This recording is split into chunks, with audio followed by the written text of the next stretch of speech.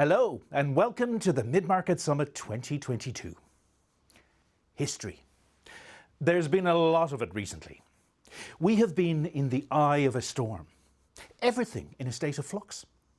How have we fared? How did we progress in the past?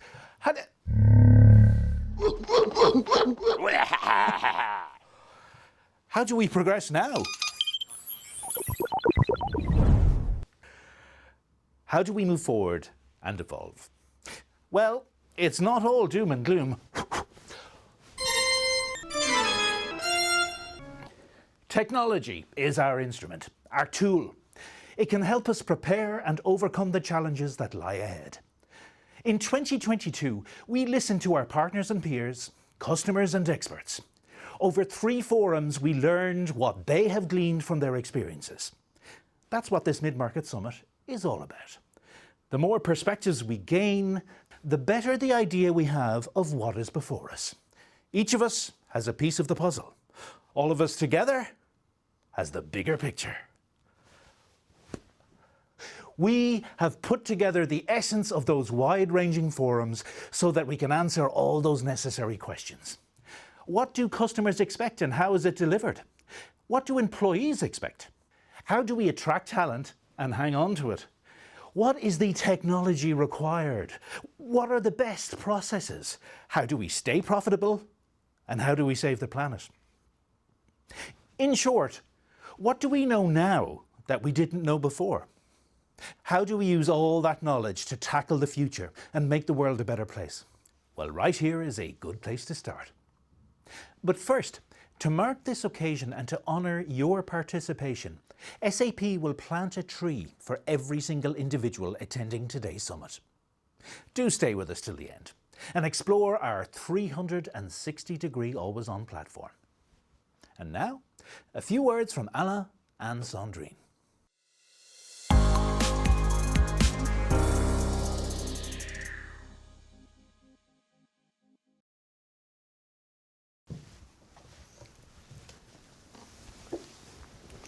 Thank you, Enda. Disruption, change, transformation, evolution. We know these words. We hear them with frequency. Because things are different now. Extraordinary times are what we've come to expect. Adaptation is a way of life. But we must do more than just react. We must take what we've learned and use it to shape our future. How do medium-sized business transform hard experience into positive action?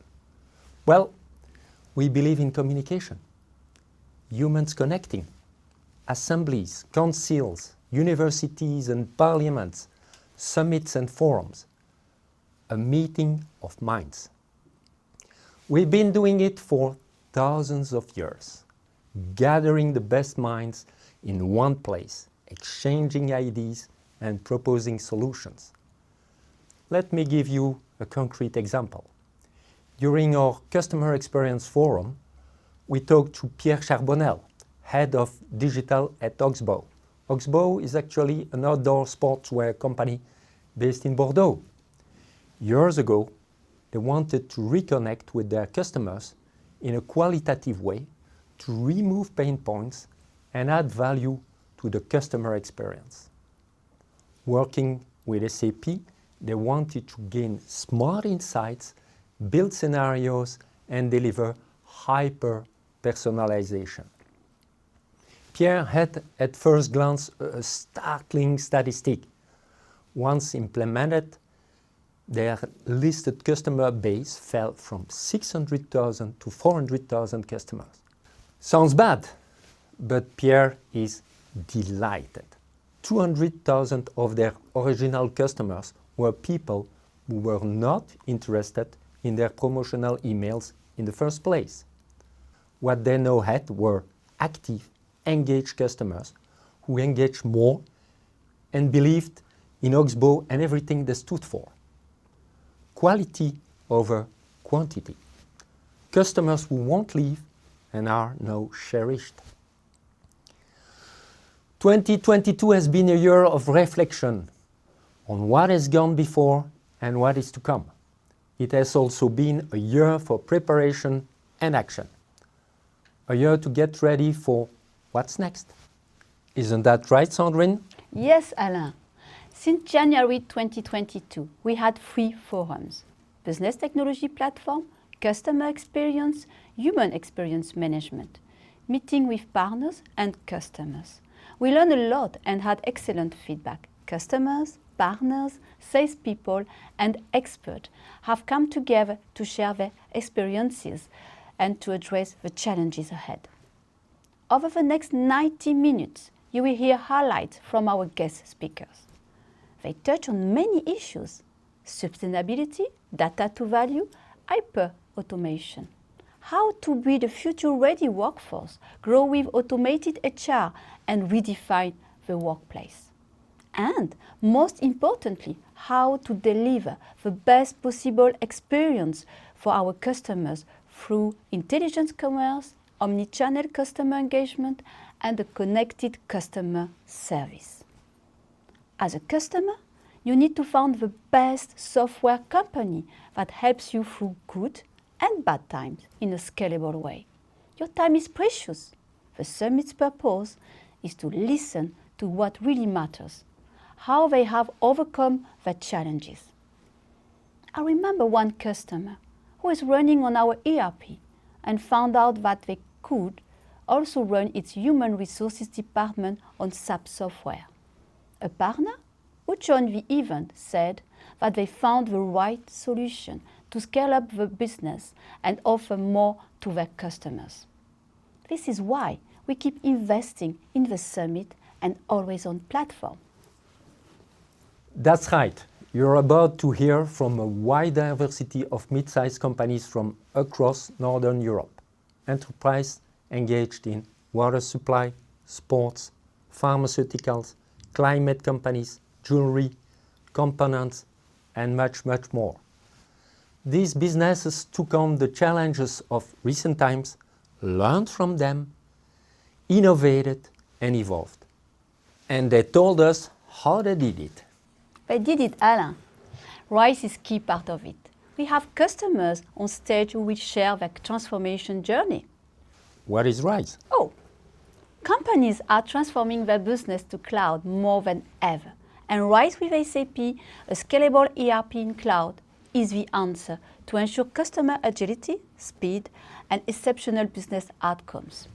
Today, for the first time, we also bring you Innovation for Life, a special panel to explore the idea of innovation itself, its meaning, its business value, its practical application for people, society, and environment.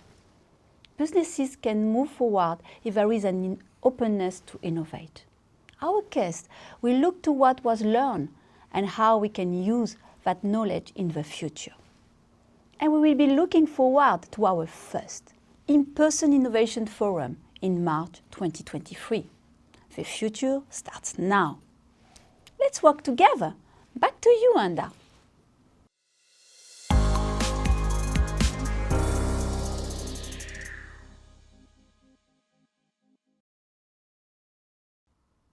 Thank you, Anna and Sandrine. Now, let's look for some answers. In 2022's Business Technology Platform Forum, we explored 3 topics. 1. Profitable sustainability. How do we maintain our way of life while protecting our resources? 2. Turning data to value. How do we harvest valuable data to improve the way we do business? 3. Hyper-automation. How do we automate our processes to save time and money? Jesper, Timo and Vivian talked to a wide variety of industries, including computers, climate tech, water waste, e-gifts and sports data, to name but a few. Here are some of the highlights.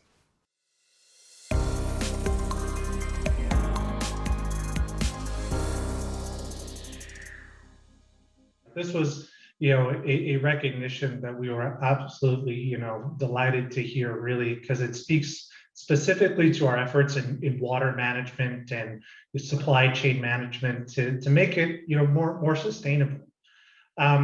when we look at, sustainability from an Intel perspective, it's really around, three specific vectors, right? One is around, manufacturing. The other one is around enabling the use of, technology to be more sustainable. And it's also from a people perspective. And really, this recognition, right, that we got last month, it actually was a highlight to our sustainability journey that started back really in 1994, when we released our first public environment, health, and safety report. And today we're committed to executing to our RISE 2030 strategy that we announced in May of 2020, where it's really about over the next decade to accelerate the integration of responsible, inclusive, and sustainable practices in our operations and supply chain across the technology industry and beyond. And within these goals, we have targets to run 100% on renewable energy, be water positive, and achieve zero waste in our operations, by 2030. And when we start then looking at it from also how we enable, how we work with the ecosystem to make technology be a way to solve some of the challenges that we have, we also have what is our Intel Rise Technology Initiative, where it's a way that Intel employees can work with customers and partners and how to apply technology to solve these sustainability challenges that we have globally. And then, lastly, from the people perspective, we recently promoted Todd Brady to the Chief Sustainability Officer.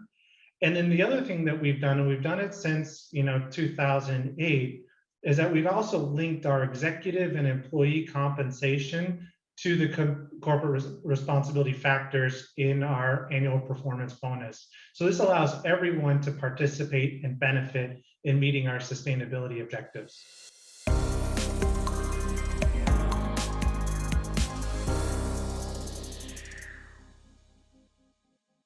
Well, from my point of view, yes, you obviously can, and I love hearing effectively Jordan describing the Intel playbook. It's simply brilliant, and kind of that internal adoption is just so important. But to your question, no, it's not an either or. It's very much a yes and attitude that is both needed. And to me, the way I look at this, it's integrating sustainability. I think Jordan had a great example here. This is to me effectively a license to operate. So, every investment, every change comes with some type of upfront cost. That's like, any type of investment does that. So how does the ROI look over time? It can be, uber short time frames, and it can be longer. In the terms of sustainability, it's pretty clear to me, kind of applying that license to operate thinking, that short term, I strongly believe that it's extremely important. But long term, if you take on the 10-year view, I don't think you're going to be around if you don't take this seriously. You have to integrate this both internally, but also towards your customer. I don't believe if you're going to just steer clear of the entire sustainability topic, I think you will have an incredibly hard time, retaining your employees 2, 3, 4, 5, 10 years from now. I think you will be incredibly in a bad position, from tenders, RFPs, effectively losing customers if you don't take this seriously, because these are now being built into tenders, built into RFPs, governmental contracts. Forget about all that. So if you take that perspective, it's going to be extremely unprofitable if you don't take this seriously right away. Like me and my colleagues tend to say, the sustainability train has effectively left the station. It's going incredibly fast, and you better be on board. That's kind of my simplistic view on it.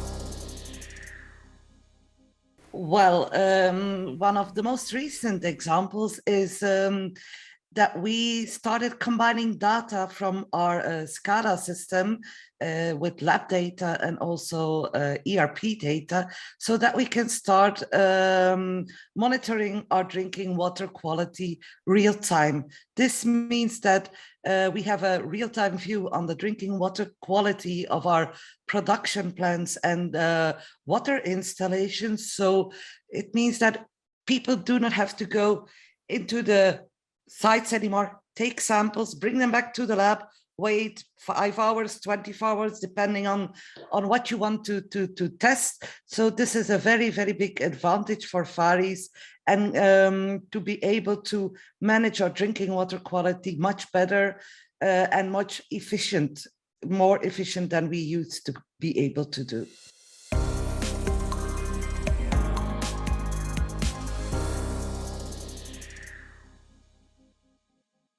Yeah, we're in the early days of the analytics journey, but it must be noted the company has a proud 100-year history. It's a 100-year-old company. They've been around a long time, so I can only speak to my own experiences. But certainly, recently, as recently as last week, Hemingway's was named in the top 50 growing companies in Yorkshire, and that with that growth comes challenges. And one of the challenges that we discovered was it's kind of a logical process. You've got data sources everywhere. We've got a lot of, as we say, software as a service platforms. There's a lot of information available in the business. There's a lot of automation going on, a lot of reports being sent out.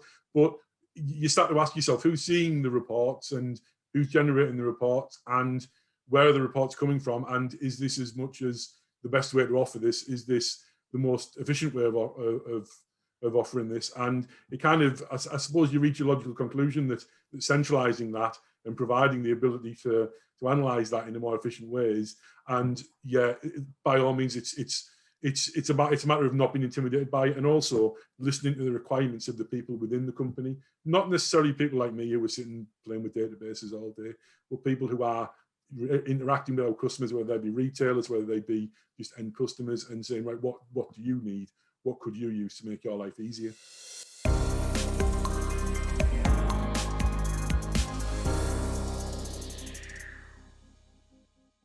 There's, I suppose, an internal answer in terms of the business, and also in our case in the market.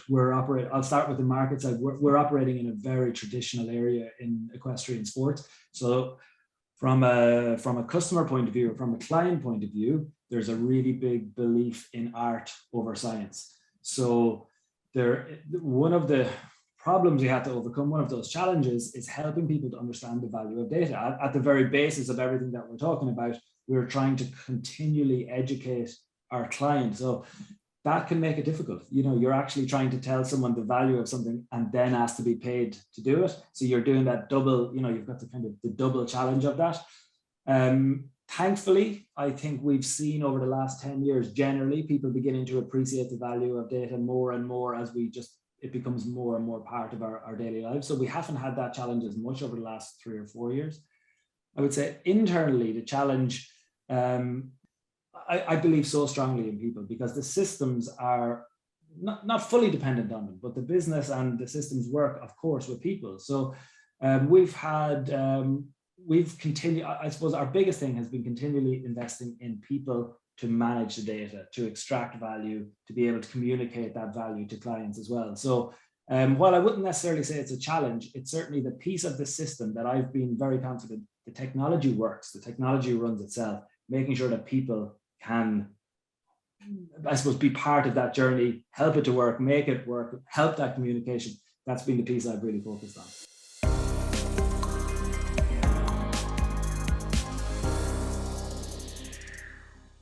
Well, I think depending on the situation, you measure it on a different level. The easiest way to measure things is, for example, as a drinking water company, we are regulated. So we have to give a lot of reports to government and so on. There, it's easy to calculate if we have good analytics, how many time do we spend in it, and how fast can we deliver that data. That's the easy part of it. But we also use analytics to give our customers insights in their water usage. So this is something we provide as a public service, how much water to use in comparison with a similar family or whatever. So this is measured in public obligation and also customer satisfaction. You cannot measure that in euros or in dollars if you want to. But I think the most important for improving your overall business is the amount of improvements requests you see coming in, because they have data available, and then you get, I see that in comparison, or I see that we are doing a lot of time on this type of process. We need to look into that process again and try to make it better. So these are the three most important things where you measure how you can get benefit of analytics.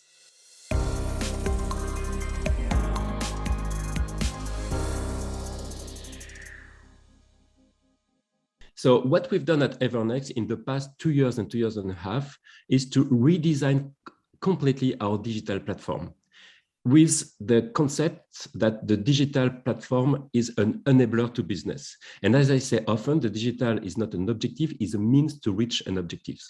And what we were trying to achieve, we were trying to provide to every single person at Evernext the best tool, the best environment for them to operate this day-to-day task and focus on where they add value.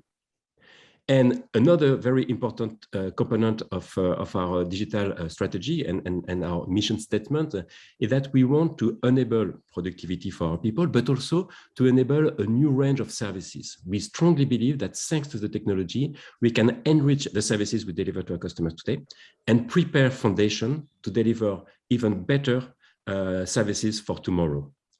So to do that, we redefine a digital platform where we selected for every areas, for sales, for stock management, for finance and so on, what we believe was the best tool. And we built strong interconnection to create one single platform using different systems.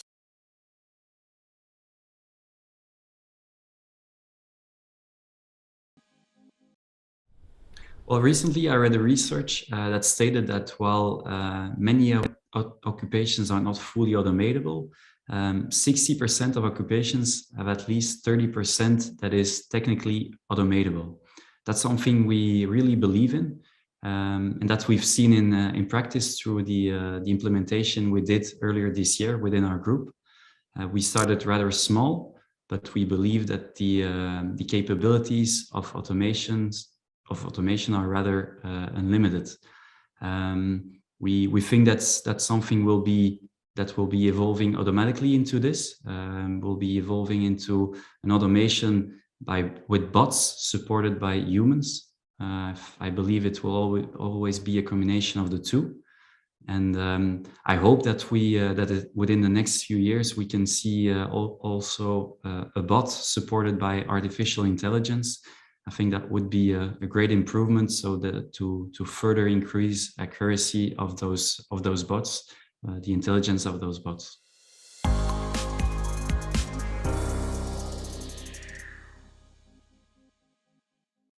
Balancing sustainability and profits, a circular economy, the value of sophisticated data, the benefits of hyper-automation. Business technology has come a long way in a short time. Next up, the customer experience. In 2022's Customer Experience Forum, Amaury travelled Europe to talk to companies that are involved in surfboards, diamonds, jewellery, delivery services, and much, much more. Here are some of the key takeaways.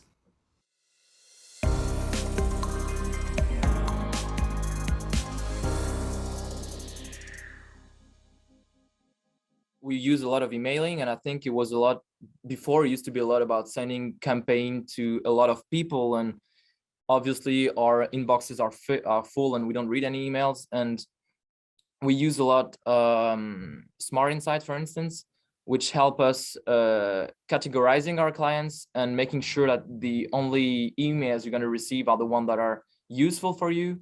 But I'd say it's a combination of several tools that we use, because Smart Insight allows us to separate our customers based on how they interact with us. But we can also, based on that, we build some scenarios with the tactics. And with those scenarios, we can make sure that you're not going to receive the same email as another customer, but you're just going to receive an email when we think it makes sense for you to receive that email, and that email should be interesting for you. And we're not about just acquiring a lot of customers, but we're more about taking care of our customers, making sure that we have like good lifetime values. And so Smart Insights helps us a lot with that. Tactics also. And yeah, we're connected also with the web extend, so it helps us know how you interact on the website. And depending on how you're going to interact with us on our website, we're going to send you different communications. So yeah, I think it's a combination of all that helps us going towards hyper personalization. And I think that's really the future of user experience. You talked earlier about agility and how Oxbow reinvented itself in its model and its product. Then you talked about customer centricity and being able to address all your customers all around the world in a very identified way and personalized way. You just gave the example of Smart Insight and pre-built tactics in the platform that help you achieve this vision. Since it's a customer experience forum based on inspiration, can you inspire us and the people looking at us right now with some key figures of transformational figures that you gain from using this SAP technology? Well, I like to give a figure which doesn't sound good at the first time, and it's a bit shocky, and that's why I like it.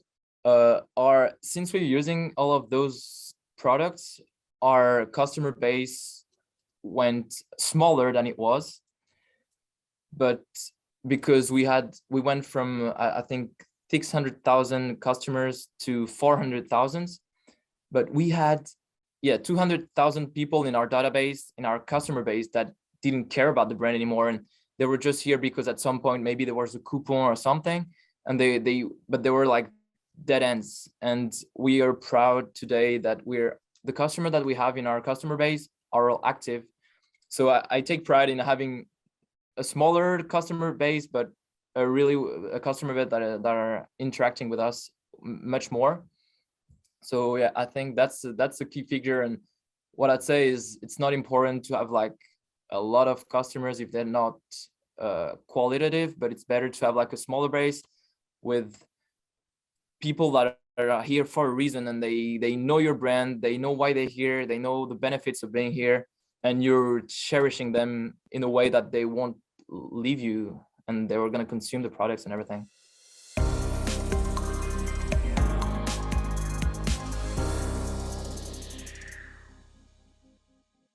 Well, I'm head of marketing, and within the team, of course, the customer experience is our main priority. A data-driven approach is where we're making steps forward in order to have this special moment for our customers.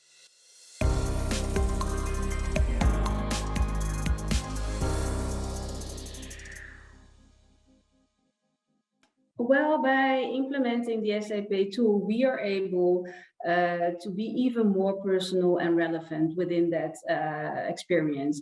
And we believe that impressing, but also helping our customer by creating a moment before they even know it themselves, we are the ones that are able to give suggestions and to be partner within their personal journey.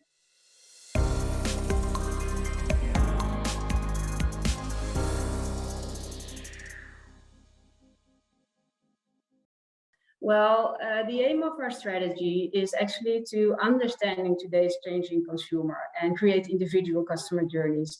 And we believe the impact for now is mainly organizational. The transition from a traditional organization into a more data-driven approach comes with challenges.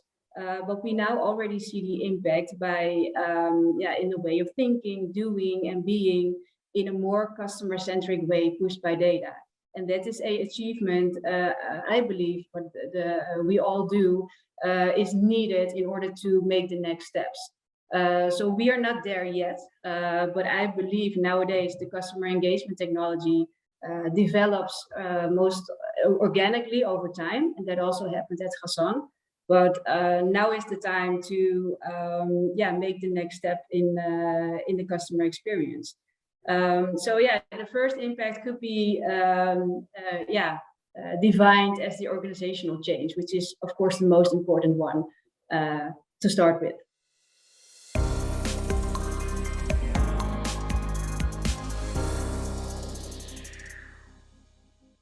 It was a really big change when lockdown happened and COVID hit in 2020. As a business, initially we made the decision to close all of our branches.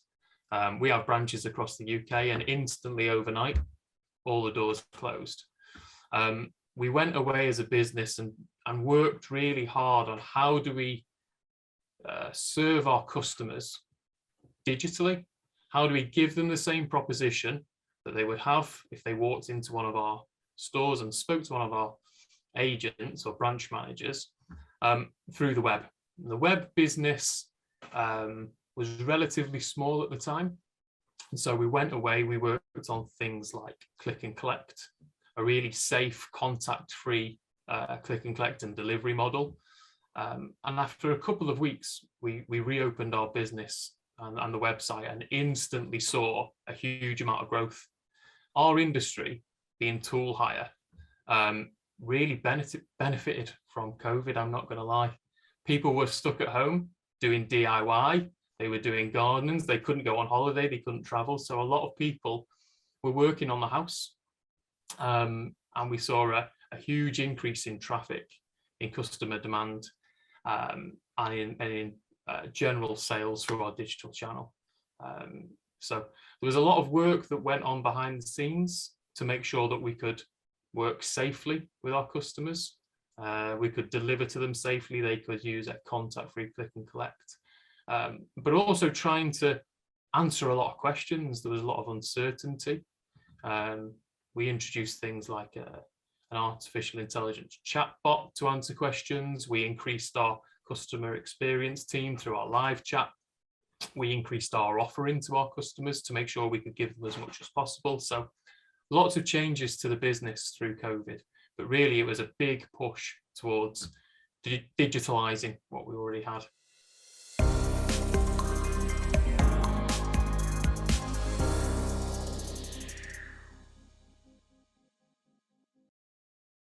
So yeah, we've been with SAP for a number of years now, and it gives us the freedom and flexibility to offer our customers all those things that you mentioned, that great customer experience. And the nature of our product and the nature of our business being slightly different to that traditional standard e-commerce, where you buy a product and the product gets delivered and you keep the product. We work in tool hire, where you hire a product for a number of days or a week, and then you return the product. And you may want it for a longer duration. There is questions around availability if you want it in the future. So all of those slight complexities and differences to standard retail mean that we need to customize and we need to change our approach to how we present information to customers. How that standard e-commerce checkout journey changes. And SAP gives us the flexibility to do that. The customizable way that we can present information, change that checkout flow. That's all part and parcel of one of the reasons why we work with you guys.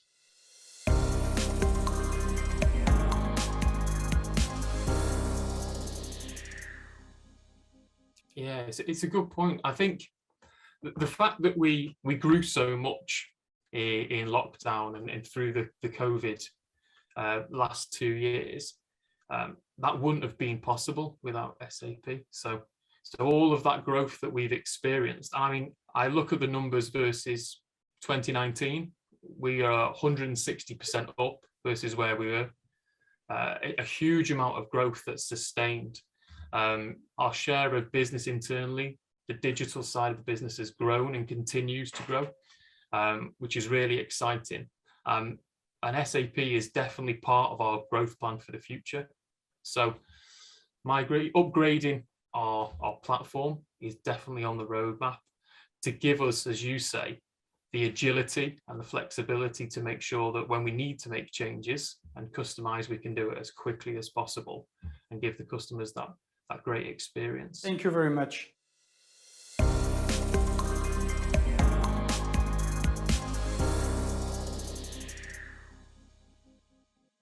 Yeah, it is a central part of our core strategy. And in fact, as well, if you just look at generic kind of stats out there, you could see that companies that do invest in customer experience and are user-centric tend to outperform those companies that do not. But I would like to take a little bit of a different angle to it, and I would like to look at what is actually happening on the largest companies, within the largest companies in the US, named SAP 500 as an index. And looking at the average age of one of those companies, they used to be kind of middle-aged, as you and me, I assume, and but that's no longer true. It's down to age of a teenager, and something has happened during this time. So it's quite dramatic, actually. And you might wonder, how is that linked to customer experience? But I will come there, since that means the change is happening super fast, but it's going to increase in speed. So it's not decreasing. And looking at the data ahead of us, so the coming 10 years, we are expecting to lose 50% of the well-known companies that we have today during the next decade. So that means that a number of new companies are coming into that index, growing new names, but also old names are disappearing due to several reasons. So the challenge becomes how to stay relevant. And the only true kind of connection that I see is that to ensure that you bring customer value. An American writer named Maya Angelou, she said once that people will forget what you said, people will forget what you did, but people will never forget how you made them feel. That is, for me, customer experience.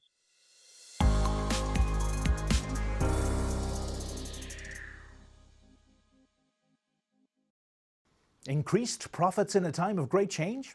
Surface repair and improvements? Capturing customers' hearts? Reasons to be optimistic and future ready.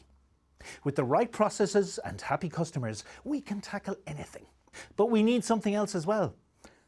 Happy employees. Yeah. All right. The SAP HR Suite is giving companies the means to do just that. Enhanced decision-making for human resource leaders, great user experience for employees and managers, and a secure, agile human resource system for fast-growing companies. That is the power of our technology. But you don't need to take our word for it. Our dear customers can tell you themselves about their human resources transformation journey.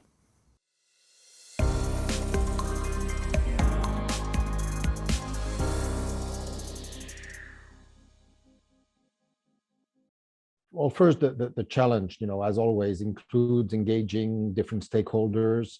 And as I mentioned, we have a very decentralized culture. So we had to bring everybody into this global project, building a harmonized and consistent HR framework. People had to find time to engage on the project, on top of their jobs, and even overcome for us situations in countries where we didn't even have HR counterparts to provide input and make functional decisions.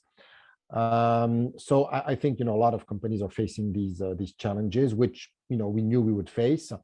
I think that a lot of things. There were a lot of expected challenges. We always know in a project that we underestimate the workload internally. We always know that there will be some functional gaps, some delays, etc. I think, however, we had a overall successful project. We found a partner that was very open to adapt its methodology, its approach to our constraints and limitations. So when we were facing an obstacle, we had a very open discussion, and we were able to adapt this methodology to our context, which was extremely important to us, because I think with a very rigid project approach, I think we would not be here today. And also, communication on quick wins was very important. We didn't go for a big bang in the project.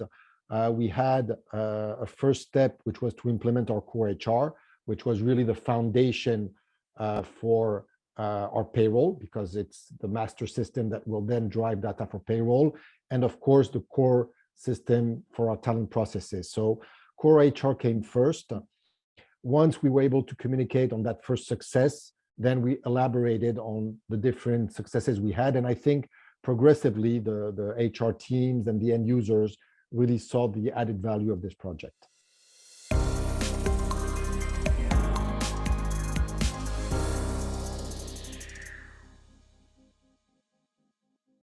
I think in general, having implemented a global system through SuccessFactors is helping us to drive change in general. Simple things like employee and manager self-service. We just mentioned, changing our addresses, managing our own data is a big cultural change for us, because before people just went to HR, asked HR to take care of it, etc. So it helps us to empower more managers and employees. So first, it drives this culture of empowerment through these simple examples. Then I think if we look at goals and performance, this definitely helps us to build a more performance-centric culture, simply because prior to that, we had very inconsistent ways of managing goals and performance. Today, we're able to better link our company goals to individual goals. So people have probably more clarity on their contribution, what they're doing, where they're going. Also, I think this also enables us to better spot our talent. I mean, at a corporate level, through one process that is reported fairly easily, I can have access to high performers in all the countries. So that's something we didn't have in the past. So in terms of talent spotting, that's extremely helpful across countries and across business unit. I mentioned earlier the added value of the learning module. Again, we have a lot of compliance requirements, deploying global compliance trainings related to code of conduct, related to data privacy and GDPR. And so today we're able to have a global reach and therefore to diffuse this culture of compliance and change behaviors. And in general, these learning tools can have an impact on our employee induction and having a more consistent onboarding message. So I think, if you look at it, every part of what we have implemented has a role to play in changing the culture and potentially behaviors.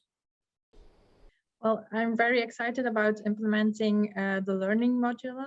It will be for next year, but it's going to be a really plus for our employees, but also for us, since we're doing our learning program through Excels and other ways of follow-up. And it's taking a lot of our time to do the administration behind these processes. So it will be really helpful to have a system like SuccessFactors to help us with the administrative side behind these processes, so that we can, as HR, focus more on the quality of the process and focus more on our employees, actually. What I'd also like to mention is that I find it a very big advantage to have all our data in one system. Nowadays, it is becoming very important to have all our data to give the right reports and the right feedback to our managers and leaders. One system in one technology, it's going to be a great help to give and to deliver all these data.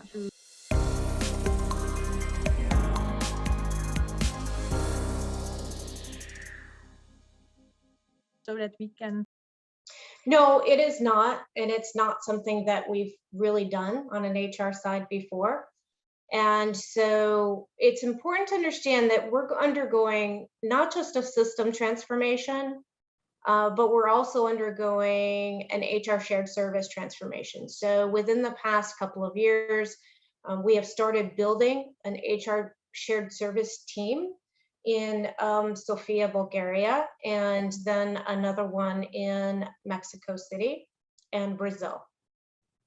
And so the point of the shared service team is they are BIC employees. And what they are doing is they're taking over transactional opportunities within what we call our Big Seven. Okay. So the only reason they're called our Big Seven is because that's where we have the most team members. Okay. So they are responsible for those 7 countries from a transactional HR perspective. And so we are in the middle of implementing that at the same exact time as we're implementing success factors. Right. So it's an enormous amount of work. There's a lot of knowledge transformation or knowledge transfer that has to occur between the local HR and the shared service team members, because they are big employees, but they're not familiar with those country processes and what's going on in country. Of course. So they're having to tackle all of that. In the meantime, the only way we can satisfy the needs of the other countries is to provide them with a system to be able to do it. And that's why we're going, down the path of success factors. So the processes that the shared service team is doing for the larger countries, those processes will be the same processes for those smaller countries. And you have to make a decision when you're implementing a system on a global basis, is how much of that system is going to be customized and localized, and how much of that system is going to be global. Yeah. We made the decision that the system was going to be global because the problem we've had is everything was localized. Yeah. So we're trying to transform into this global atmosphere where we have some standardization between countries on how we do things. And so that was the decision we consciously made at the very beginning of the project. People want to have the capability they need to do the things that they need to be able to do when they want to do them. We're in an always on, aren't we? And I think, would you agree that that's the expectation today? It's almost, that's the table stakes, isn't it? Outside of work, I can do everything. I can do everything, right? I consume, it's a digital experience that I design. Would you say that that's the sort of mindset with BIC as well? Absolutely. And we're looking more and more toward things like mobile applications for our managers and even our team members who are on the go, constantly on the go. It's the way of the world now. Yeah. And it's funny because in our factories, obviously they don't have necessarily access to computer systems in the factory when you're operating on a machine. But we can provide them with tools like a mobile application where they can go in and they can view their information at any given point in time. They can change their address or do whatever they need to do. And I think sometimes in some leaders' minds, and I'm not saying at BIC, I'm saying in general, the thought process is, oh, well, they work in the factory, so they don't need it. Reality is they're using their mobile for their banking, they're using their mobile for Google or whatever it may be. Yeah. They're actually very intuitive when it comes to those types of things. And to say we won't do those processes or those systems with factory folks is, to me, very short-sighted. I agree. Because we can give them so many opportunities through something as simple as a mobile application. And so we are going in that direction for sure. Wonderful, wonderful. But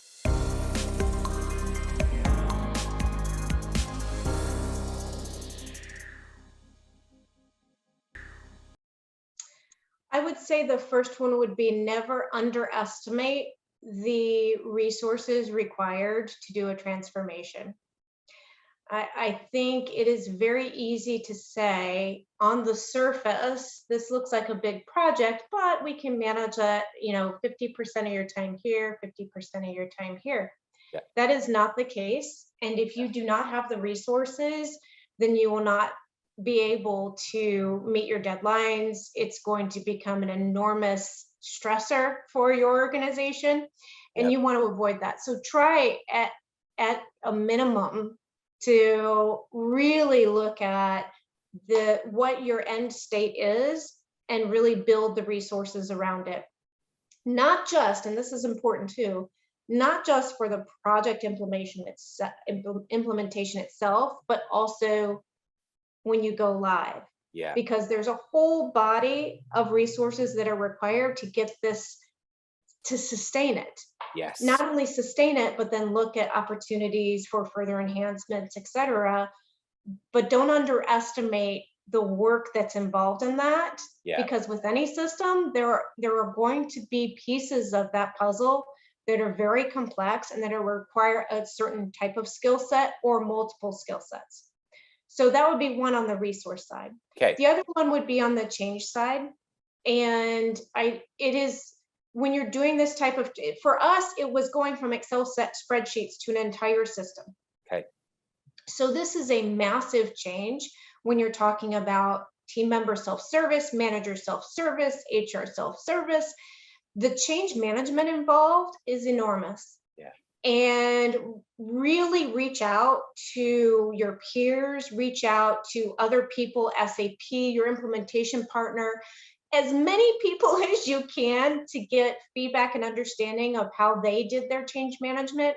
Yeah. Because without the effective change management, it won't be adopted.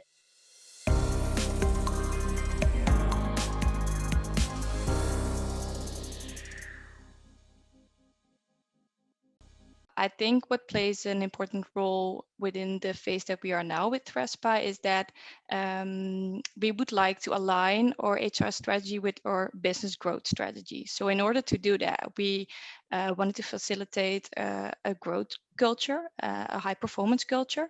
And we were in need of the right technology to do that, the right IT infrastructure for that. So we are now currently implementing our new HR service delivery model. We are professionalizing processes. We put managers at the heart of the people agenda. And we think that the implementation of SAP SuccessFactors will enable this to structure and also embed this new way of working within Trespa HR.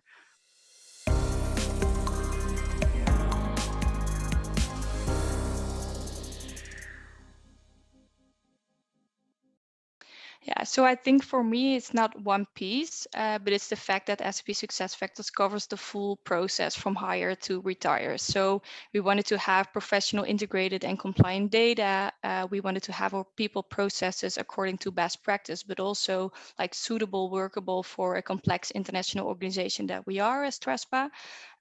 So I think it's really the full process that amazes me within SAP SuccessFactors. And our goal also was, as HR Trespa, to expand the tactical and strategical support to empower the management and employees to be a role model of the high performance culture. And this could be enabled by the suitable IT infrastructures and which covers the full hire to retire process.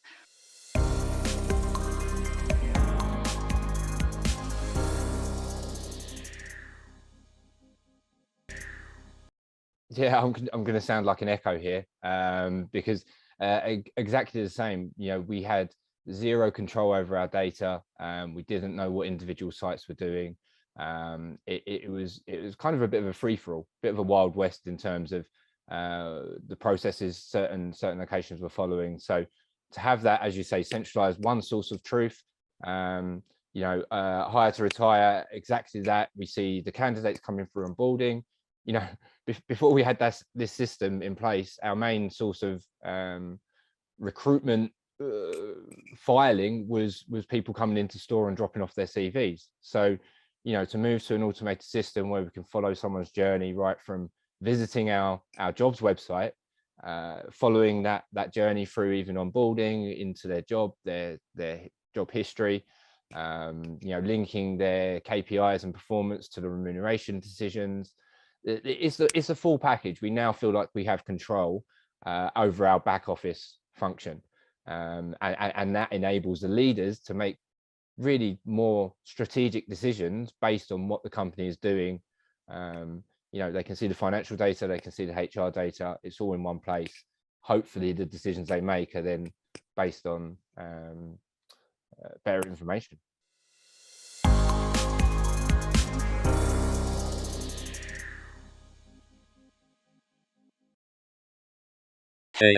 What about the transition to cloud? Huh? Oh, yes, the transition to cloud. Core business processes in the cloud have become the new standard paradigm for companies to increase efficiency and reduce business risk. RISE is SAP's answer, and will secure customer transformation to the cloud and improve agility. Today, you'll discover how you can transform your business seamlessly into the cloud across all lines of business, including travel, human resources, supply chain, I could go on. Please stop. Okay, I won't go on. Our moderator, Sane, is here to kick off the session. Hi, Sane.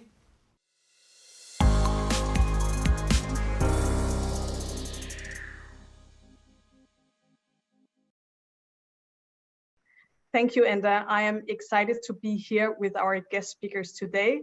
I suggest that we just jump straight into it. And I would like to introduce our first guest speaker, which is Mark from Bevel. Mark, why don't you go ahead and share with us the mission of Bevel as well as the transformation journey that you have been on so far? Hello. Let me briefly introduce Bevel. We're a social non-profit organization. We are a very local Belgian company employing over 2,000 employees. And we primarily employ people with a distance to the regular labor market.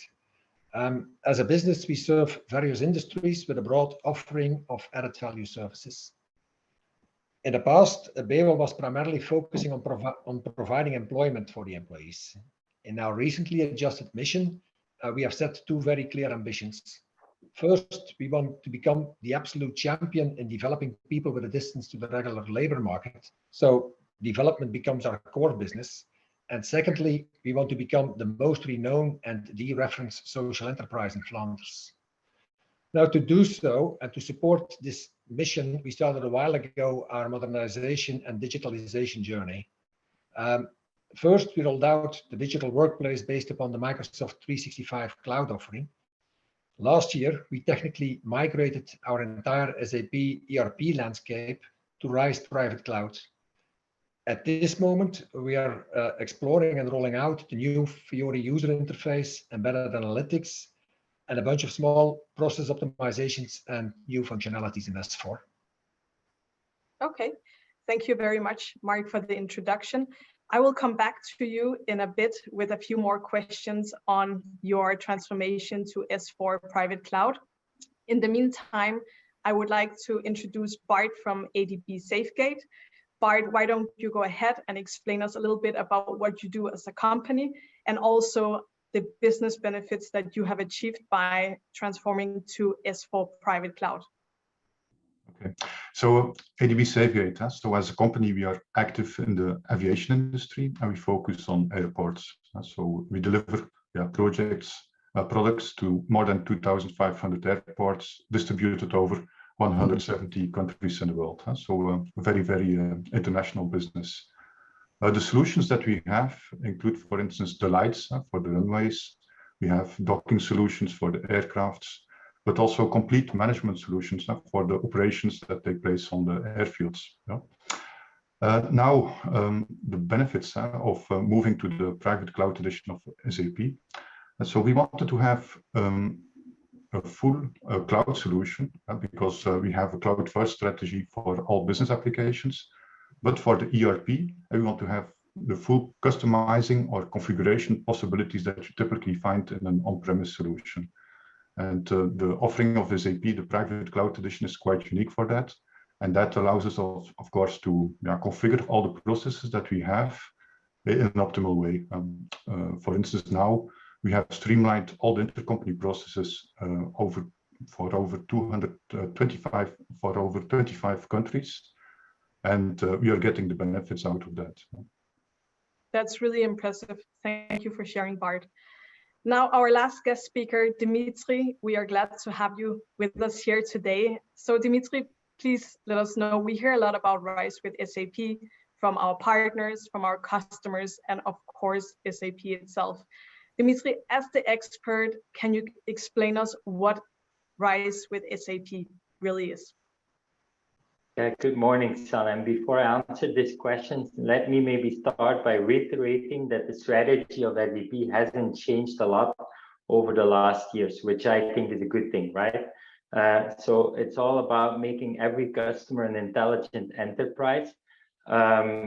But throughout the last years, we have been expanding the strategy with a greater focus on business processes and sustainability.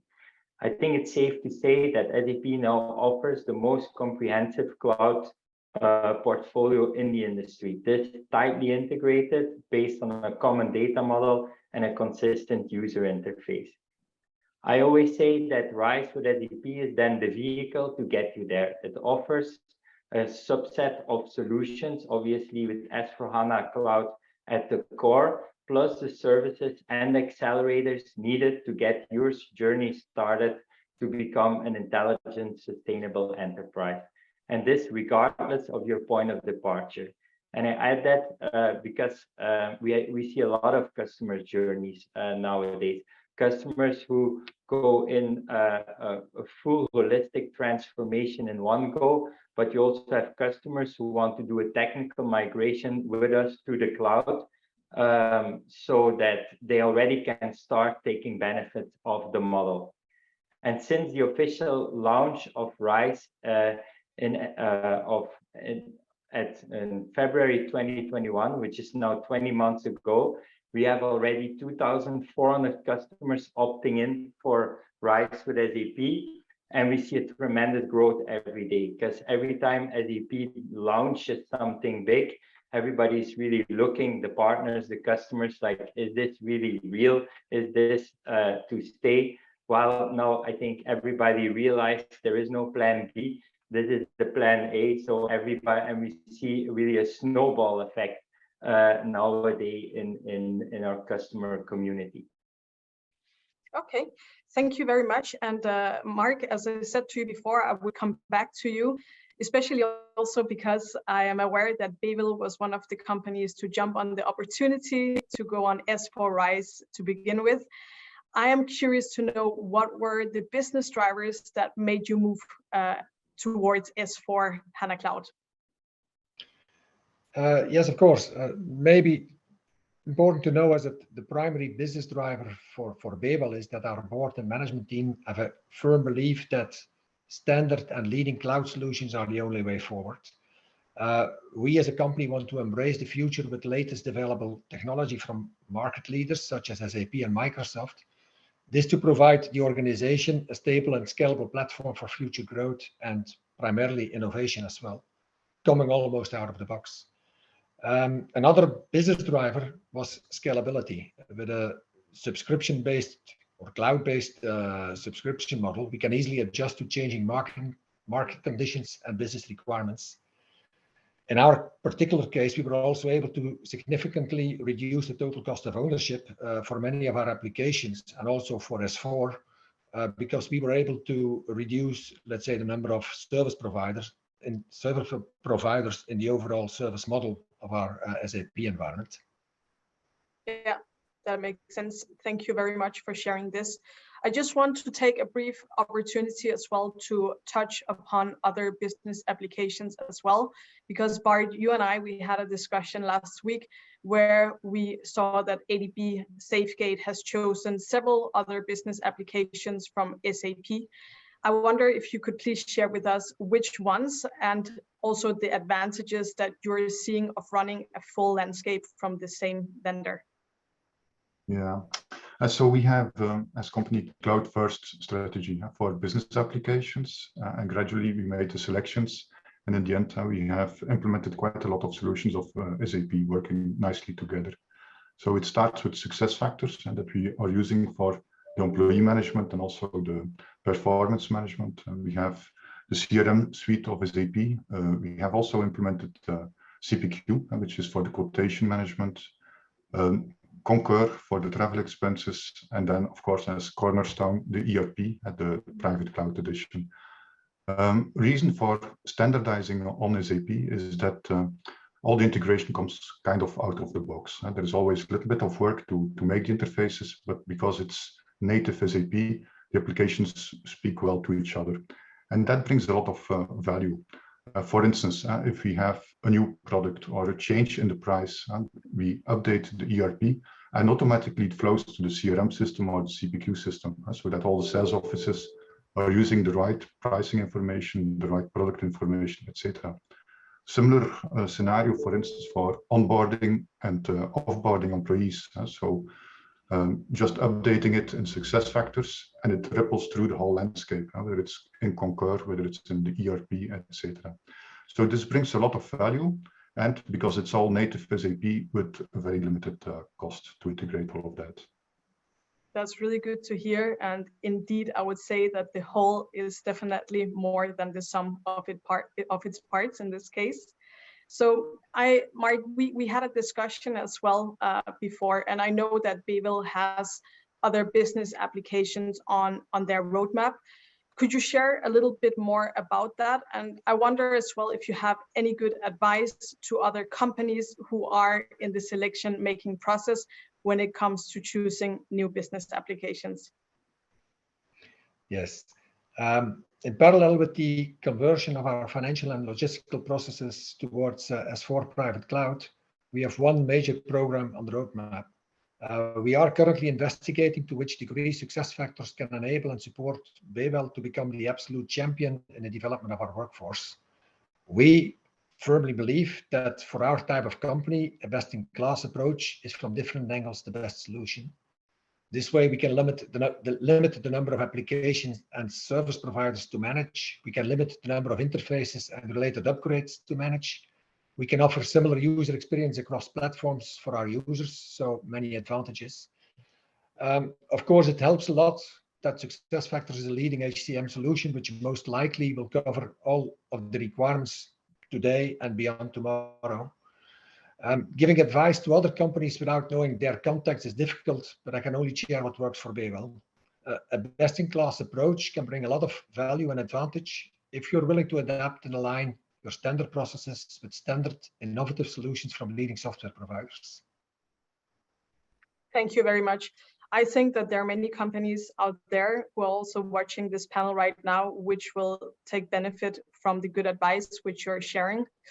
Bart, I want to return back to you because, as you mentioned before, you are running a full SAP landscape, and I'm aware that you are an avid user of SAP Business Technology Platform. Could you please share with us how the platform has brought the vision of ADB SafeGate into reality?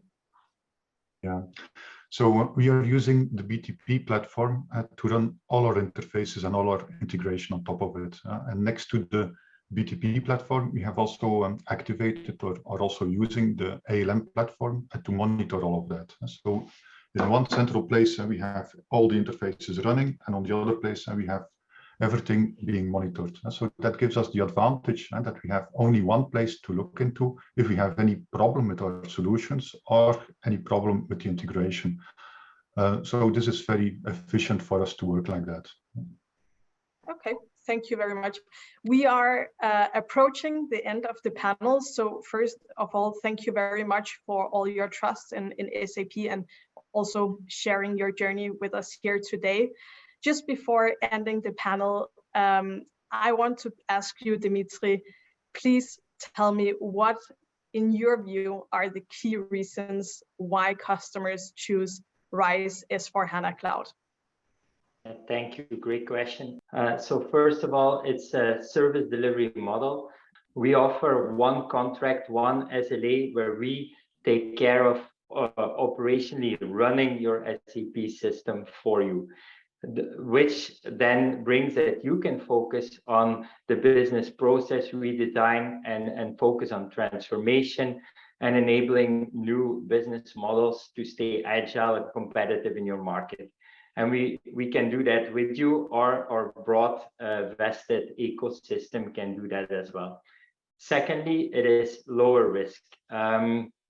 When you have multiple parties involved running your systems, there's a lot of finger pointing when something goes wrong, and it takes a longer time to get into resolution. Bearing in mind, we're running here mission critical systems.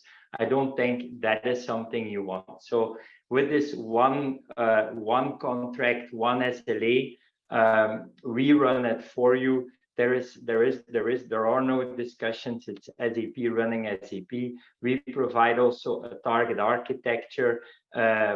Also, there's a lot of hidden cost linked to governance if you do it with multiple parties, right?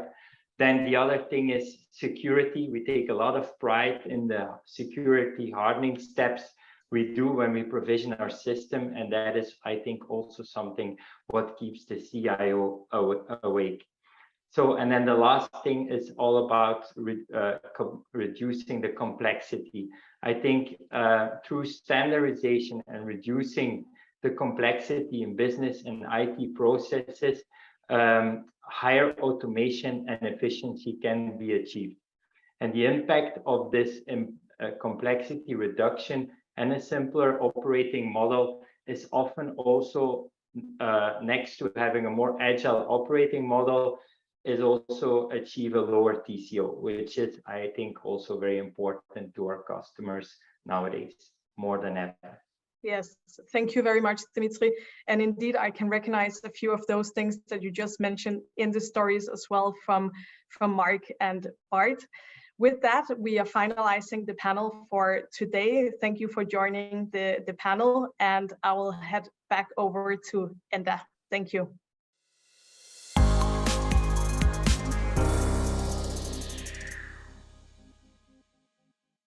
Last but not least, let's talk about innovation. We tend to prefer to stay within our comfort zone, but does this behaviour help us survive when the winds are against us, or when we have to face unexpected events? The way forward is through innovation. SAP has been innovating for the past 50 years. So let's be inspired now by our next session. Over to you guys.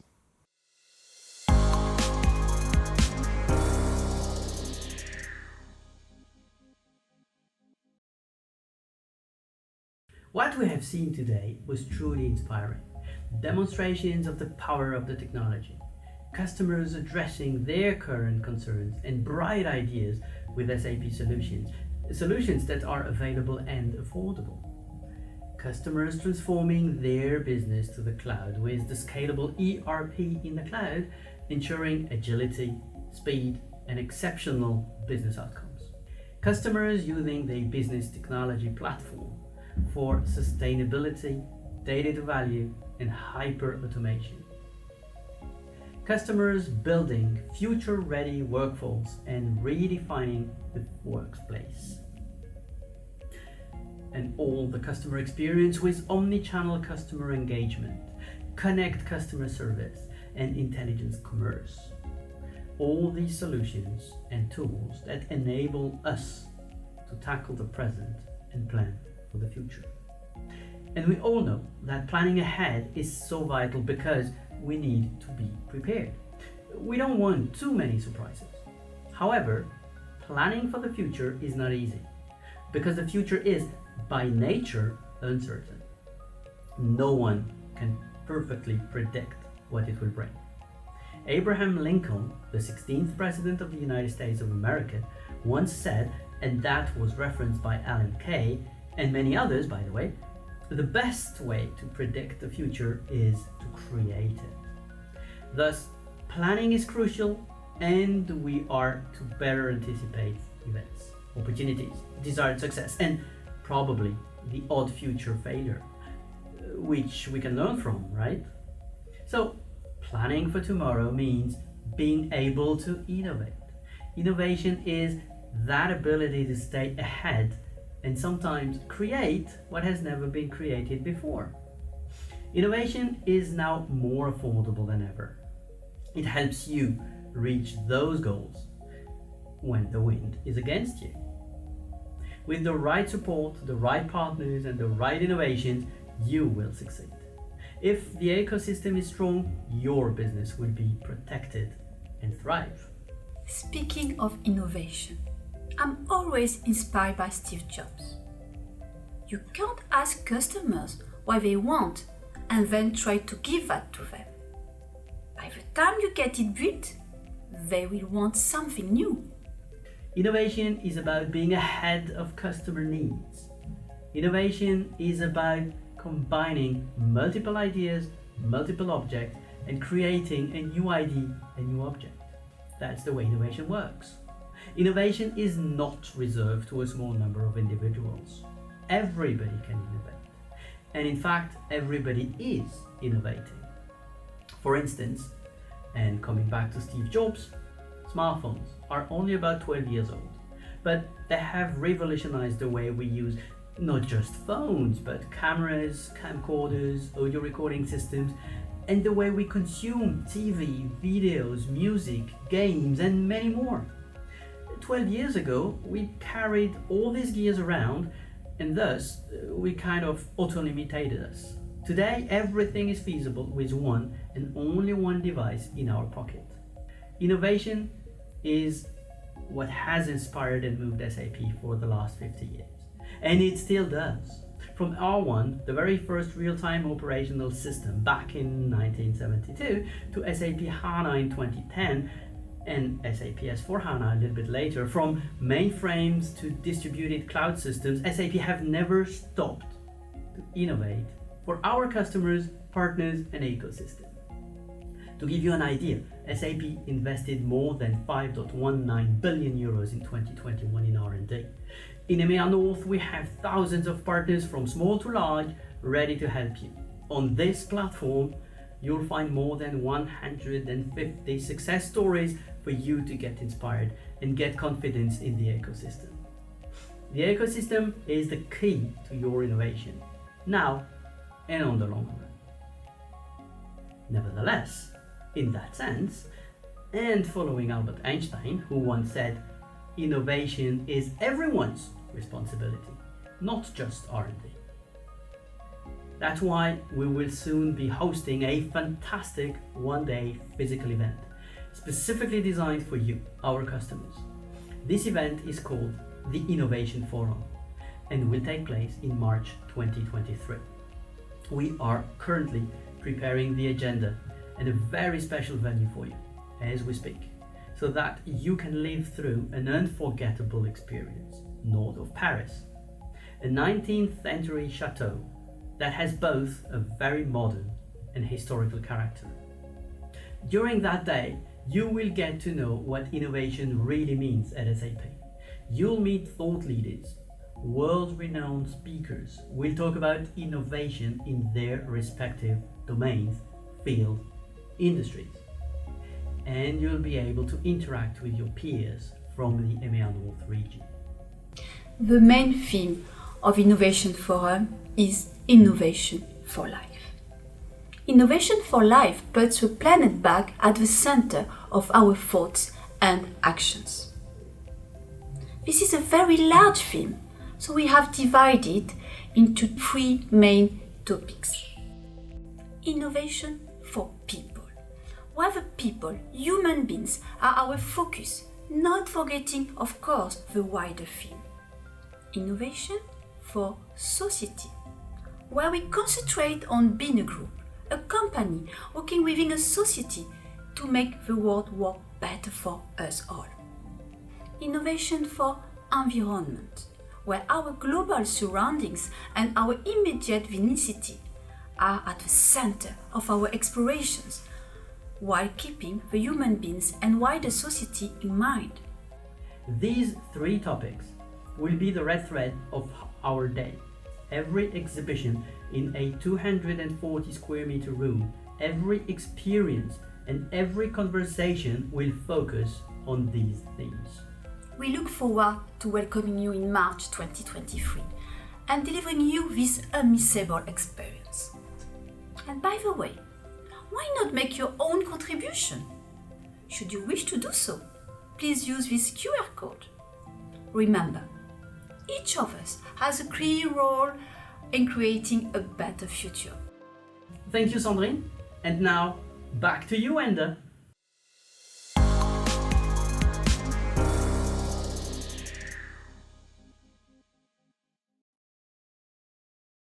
Normal.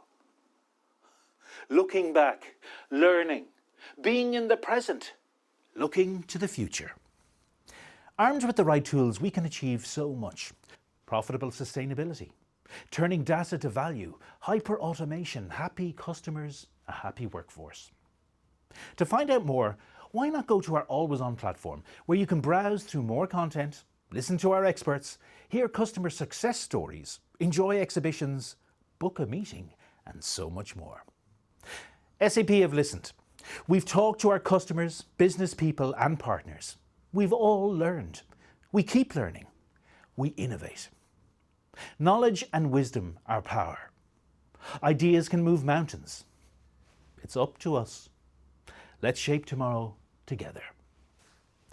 We've learned so much from you, so please don't forget to send us your feedback by scanning this QR code. Thanks for watching.